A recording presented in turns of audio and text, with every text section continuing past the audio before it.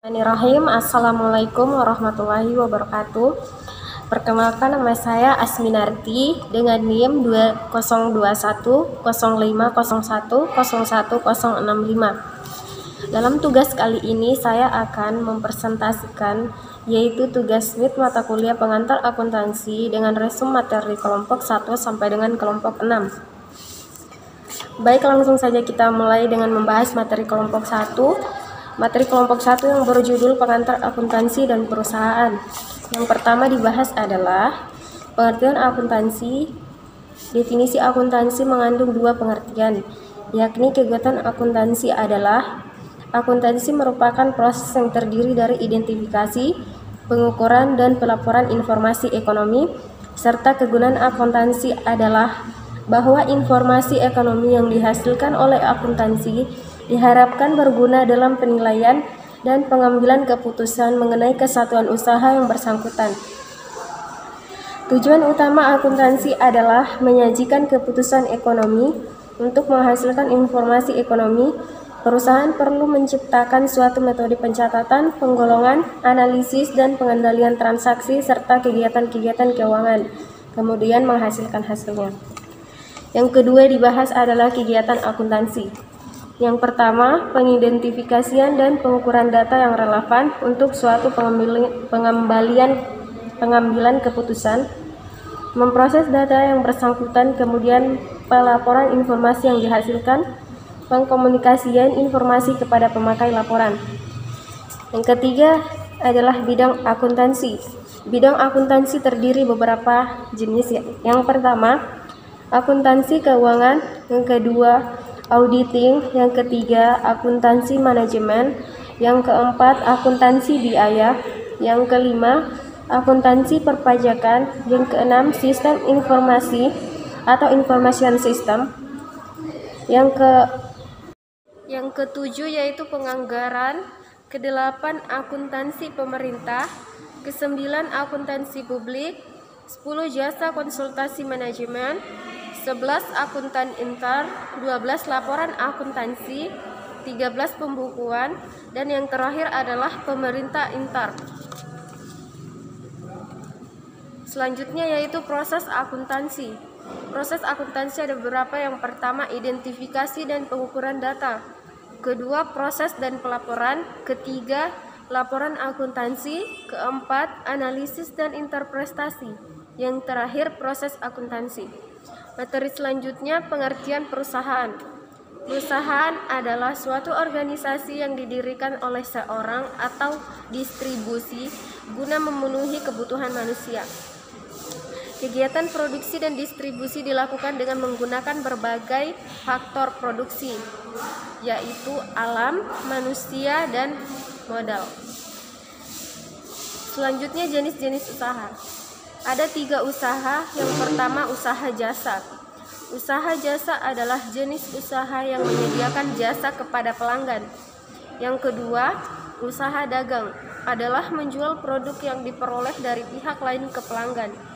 Ketiga, usaha manufaktur adalah mengubah input dasar menjadi produk yang dijual kepada pelanggan individu.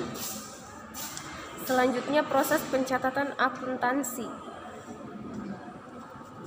Proses pertama dilakukan dengan transaksi keuangan. Kedua, analisis bukti transaksi. Ketiga, jurnal. Keempat, fungsi jurnal. Selanjutnya, materi kelompok 2 yang akan dibahas yaitu mengenai menganalisis transaksi. Pertama, pengertian analisis transaksi.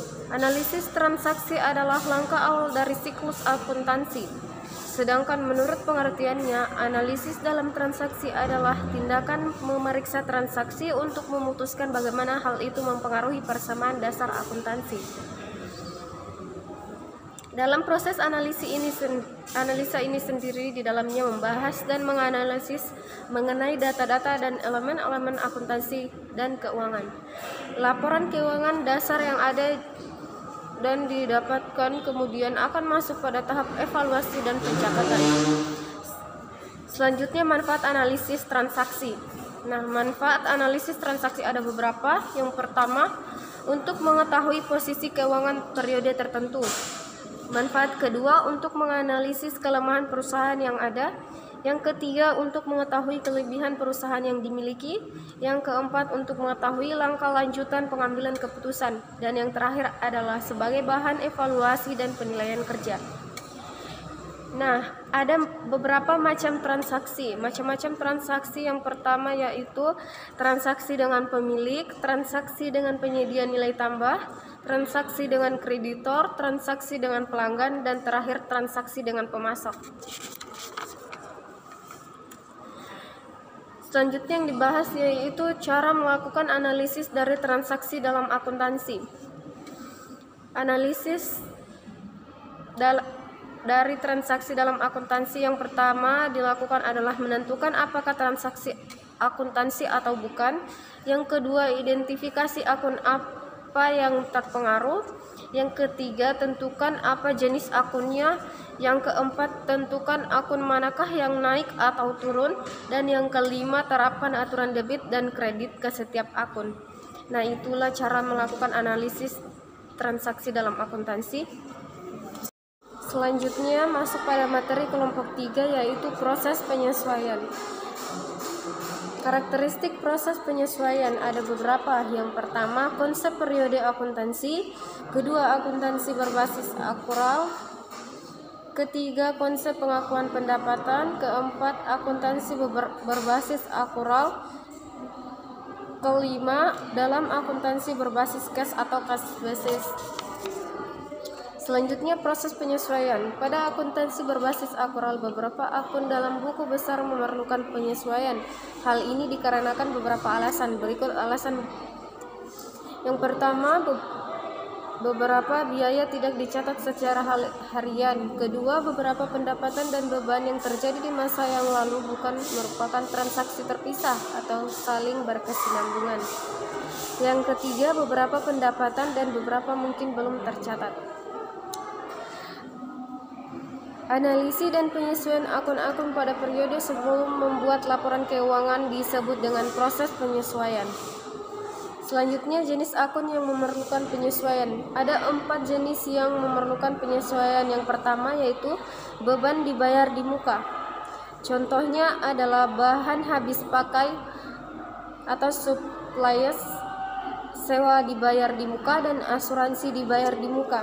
Yang kedua, jenis akun yang kedua yaitu pendapatan diterima dimukakan merupakan pendapatan masa depan. Contohnya, perusahaan baru memberikan barang atau jasa kepada customer. Ketiga, accrued revenues atau piutang pendapatan. Contohnya, pendapatan diterima di muka. Keempat, accrued expense atau beban yang masih harus dibayar, contohnya utang gaji kepada karyawan pada akhir periode. Selanjutnya, jurnal penyesuaian. Jurnal penyesuaian adalah jurnal yang digunakan untuk mencatat akun buku besar yang perlu disesuaikan agar menunjukkan keadaan yang sebenarnya. Berikut contoh beban habis pakai dan asuransi dibayar di muka.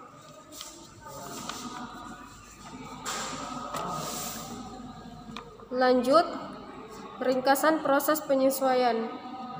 Ringkasan penyesuaian meliputi jenis penyesuaian, ayat jurnal penyesuaian, dan pengaruh penyesuaian dalam laporan keuangan. Ayat jurnal penyesuaian diberi tanggal per hari terakhir periode tersebut.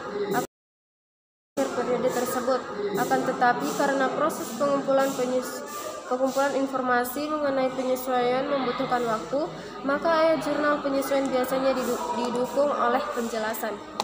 Selanjutnya, daftar saldo disesuaikan.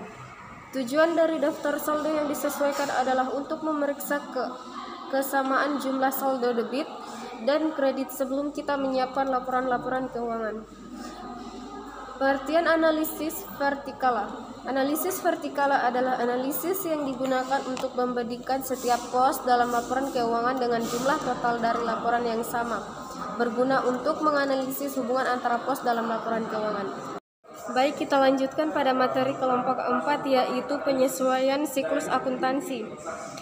Baik, pertama, siklus akuntansi. Siklus akuntansi adalah proses penyusunan suatu laporan keuangan yang dapat dipertanggungjawabkan dan diterima secara umum. Prinsip-prinsip yang dicangkup dalam ruang lingkup akuntansi dalam suatu periode tertentu. Yang kedua, fungsi dan tujuan akuntansi. Fungsi akuntansi yaitu sebagai pemasti dengan menghitung jumlah nyata dari penyusunan aset dengan menggunakan yang tepat untuk aset tertentu. Tujuan akuntansi yaitu mengumpulkan dan melaporkan keuangan suatu perusahaan. Materi selanjutnya yaitu proses siklus akuntansi. Yang pertama, tahap pencatatan bukti transaksi merupakan suatu proses pengumpulan dan pencatat bukti atas suatu transaksi yang telah disetujui oleh perusahaan dan disusun ke dalam jurnal harian dan jurnal umum. Kedua, tahap pengiktisaran merupakan tahap meringkas laporan keuangan agar memudahkan kita dalam menganalisis data. Selanjutnya, tahap pelaporan merupakan pembuatan atau perumusan laporan keuangan. Materi selanjutnya penyesuaian siklus akuntansi. Yang pertama, neraca lajur. Neraca lajur digunakan untuk mengumpulkan dan meringkas data yang mereka butuhkan dalam rangka penyiapan laporan keuangan. Kedua, jurnal penutup. Jurnal penutup dilakukan dengan cara yang pertama mentransfer akun pendapatan yang memiliki saldo normal kredit ke sebelah debit, kemudian mengedit akun ikhtisar laba rugi. Kedua, mentransfer akun beban yang memiliki saldo normal debit ke sebelah kredit dan kemudian mendebit akun ikhtisar laba rugi. Ketiga, mentransfer jumlah laba bersih atau rugi bersih ke akun modal. Selanjutnya, jurnal balik. Ada 4 yang perlu dibuatkan jurnal balik, yaitu yang pertama, beban yang masih harus dibayar atau beban akrual atau hutang akrual. Kedua, pendapatan yang masih harus diterima atau pendapatan akrual atau piutang akrual. Yang ketiga, biaya dibayar di muka yang mula-mula dicatat langsung sebagai beban bukan sebagai aset atau terkait. Yang keempat, pendapatan diterima di muka yang mula-mula dicatat langsung sebagai pendapatan bukan sebagai hutang. Materi kelompok 5 yaitu akuntansi perusahaan dagang. Akuntansi perusahaan dagang atau APD adalah perusahaan yang kegiatannya menjual barang dengan tanpa adanya proses produksi. Akuntansi perusahaan dagang memiliki fungsi pada prinsipnya adalah sebagai jembatan antara perusahaan penghasil barang dengan konsumen, baik secara langsung maupun tidak langsung. Ciri-ciri akuntansi perusahaan dagang yaitu yang pertama, pendapatan utamanya berasal dari penjualan barang dagangan. Yang kedua, biaya utamanya berasal dari harga pokok barang yang terjual dari biaya usaha lainnya. Yang ketiga, sebagai perantara antara produsen dan konsumen. Keempat, antara barang yang dibeli dengan barang yang dijual tidak ada perubahan. Dan yang kelima, tujuan utamanya mencari laba dengan menjual barang dengan harga lebih tinggi dibanding harga belinya. Selanjutnya, tujuan akuntansi perusahaan dagang. Tujuan akuntansi secara umum yaitu memberikan informasi mengenai keuangan, baik itu aktiva maupun pasiva perusahaan. Yang kedua, menyediakan informasi mengenai perubahan pada berbagai sumber ekonomi atau neto perusahaan. Ketiga, memberikan informasi keuangan perusahaan yang dapat membantu dalam pembuatan estimasi potensi keuntungan perusahaan. Selanjutnya, memberikan informasi mengenai perusahaan pada berbagai sumber ekonomi perusahaan, baik itu aset, hutang, dan modal. Yang terakhir, menyediakan informasi lainnya terkait laporan keuangan untuk membantu pengguna laporan tersebut. Selanjutnya, tujuan akuntansi secara khusus. Secara khusus, tujuan akuntansi adalah untuk menyediakan informasi dalam bentuk laporan memuat posisi keuangan, hasil usaha, dan perubahan posisi keuangan lainnya secara wajar sesuai prinsip akuntansi. Berterima umum atau PABU atau Generally Accepted Accounting Principles atau GAAP. Dalam akuntansi perusahaan dagang terdapat suatu laporan yang disebut laporan keuangan. Laporan keuangan adalah hasil akhir dari proses pencatatan transaksi keuangan suatu perusahaan yang menunjukkan kondisi dengan perusahaan tersebut pada suatu periode akuntansi dan merupakan gambaran umum mengenai kinerja suatu perusahaan. Proses penyusunan financial statement menggunakan berbagai sumber data mulai dari faktur, bond, nota kredit, laporan bank dan lain sebagainya. Semua data asli transaksi keuangan tersebut digunakan untuk mengisi buku perkiraan dan sebagai bukti keabsahan transaksi. Tujuan laporan keuangan. Berikut tujuan laporan keuangan. Yang pertama yaitu memberikan informasi yang terpercaya tentang sumber-sumber ekonomi dan kewajiban perusahaan. Kedua, kekayaan bersih yang berasal dari kegiatan usaha dalam mencari laba. Ketiga, menaksir informasi keuangan yang dapat digunakan untuk menaksir potensi perusahaan dalam menghasilkan laba. Keempat, memberikan informasi dan yang diperlukan lainnya tentang perubahan harta dan kewajiban. Serta yang kelima dan terakhir, mengungkapkan informasi relevan lainnya yang dibutuhkan para pemakai laporan. Selanjutnya, proses penyusunan laporan keuangan perusahaan dagang. Ada 6 penyusunan, yaitu yang pertama menyusun neraca saldo, yang kedua membuat jurnal penyesuaian, yang ketiga membuat laporan keuangan, yang keempat menyusun neraca lajur, kelima penyesuaian dan penutupan rekening, dan keenam penyusun neraca saldo penutupan. Lanjut materi kelompok 6 dan materi terakhir yaitu persediaan akuntansi. Persediaan atau inventory adalah pos-pos aktiva yang dimiliki oleh perusahaan yang jual salam operasi bisnis normal atau barang yang akan digunakan atau dikonsumsi dalam membuat barang yang akan dijual. Dalam perusahaan dagang, persediaan dimiliki dalam kegiatan pembelian barang dan dari pemasok yang kemudian dijual kembali ke konsumen tanpa mengubah bentuk atau sifat barang. Sedangkan dalam perusahaan manufaktur, persediaan barang mentah dibeli dari pemasok dan merubahnya bentuk menjadi barang jadi atau setengah jadi kemudian dijual. Selanjutnya yaitu jenis-jenis persediaan. Berikut jenis-jenis persediaan menurut para ahli. Persediaan menurut Baridwan 2018 yaitu bahan baku dan penolong, yang kedua supply pabrik, yang ketiga barang dan proses produk selesai. Selanjutnya persediaan menurut Stage 2009. Yang pertama bahan baku atau raw materials, yang kedua barang dalam proses atau work in the process, yang ketiga barang jadi atau finished goods.